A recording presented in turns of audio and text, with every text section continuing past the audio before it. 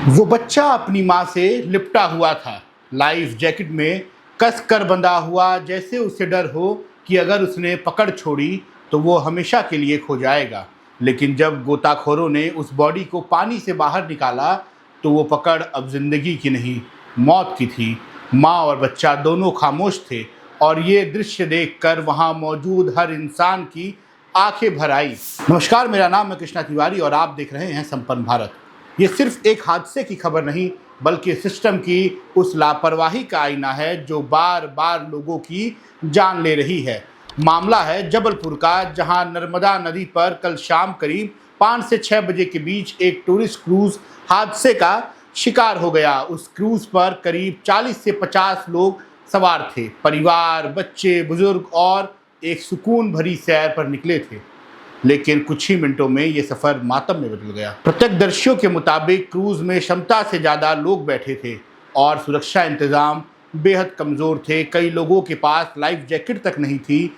अचानक संतुलन बिगड़ा, क्रूज एक तरफ झुक गया और फिर चीख पुकार के बीच लोग एक एक करके पानी में गिरने लगे। कोई अपने बच्चे को बचाने की कोशिश कर रहा था, कोई अपने परिवार को पुकार रहा था।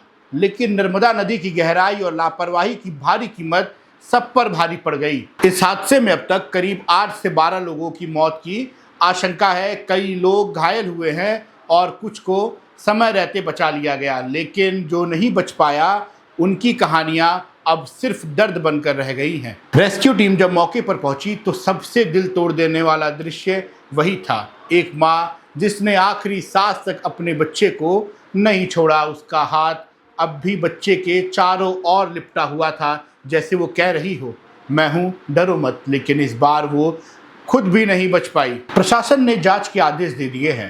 क्रूज संचालक के खिलाफ केस दर्ज किया गया और अधिकारियों का कहना है कि दोषियों को बख्शा नहीं जाएगा। लेकिन सवाल ये है कि क्या हर बार यही नहीं कहा जाता, क्योंकि ये पहली घटना नहीं है। कुछ समय पहले आगरा में भी ऐसा ही दर्दनाक हादसा हुआ था, जहां यमुना नदी में नाव पलट गई थी। उसमें भी कई लोग सवार थे और अचानक संतुलन बिगड़ने से कई जिंदगियां पानी में समा गई। उस वक्त भी कारण वही थे, वो ओवरलोडिंग थी, सुरक्षा की अनदेखी और प्रशासनिक लापरवाही। अगर पिछले कुछ सालों पर नजर डाले तो ऐसे हादसों की एक लंबी लिस्ट सामने आती है।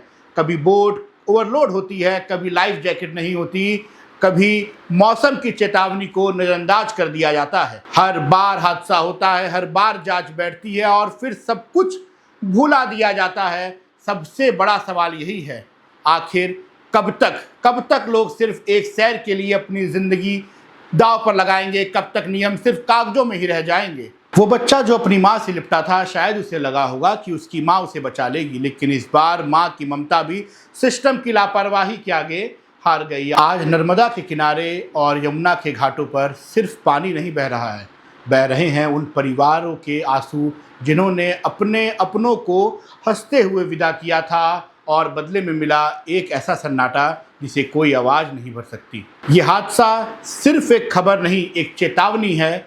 अगर अब भी नहीं संभले तो अगली कहानी फिर किसी माँ और उसके बच्चे की होगी। आपकी क्या राय है इस पूरी खबर पर? जरूर कमेंट बॉक्स में बताएं। और आप सभी लोगों से एक विनती है कि आप और हम जब भी अगली बार किसी क्रूज पर, किसी नाव पर बैठे, तो हम खुद भी उस चीज़ का ख्याल रखें कि क्या वो नाव ओवरलोड तो नहीं है, क्या वो लाइफ जैकेट ठीक तो है, या फिर मौसम कैसा है। इस सब चीज़ों को नज़रअंदाज ना करें, क्योंकि हम सब घूमने फिरने के चक्कर में इन सब चीज़ों को नज़रअंदाज कर देते हैं और उसकी वजह से किसी न किसी की जान चली जाती है। आप देख रहे थे संपन्न भारत में कृष्णा तिवारी। धन्यवाद।